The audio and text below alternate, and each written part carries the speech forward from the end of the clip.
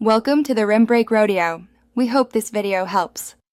You'll start by confirming your Android version and model so you know which menu labels to expect. Once done, back up any settings you care about. Disabling components can alter behavior. Now enable developer options. Go to Settings, About Phone, tap build number 7 times.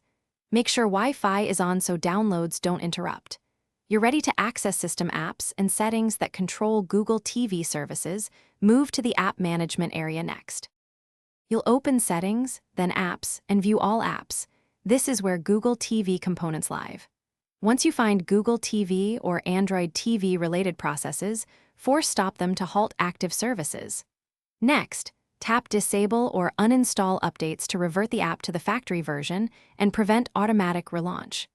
If Disable is grayed out, use developer options to change default apps or clear defaults. Make sure to confirm any permission dialogues. You'll finish by rebooting the device and checking that the TV interface no longer appears.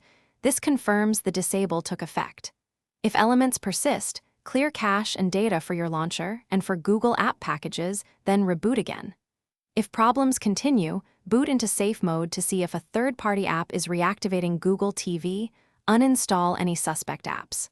One key tip: if a setting won't stick, recreate the issue in safe mode and remove the offending app before reapplying the disable steps.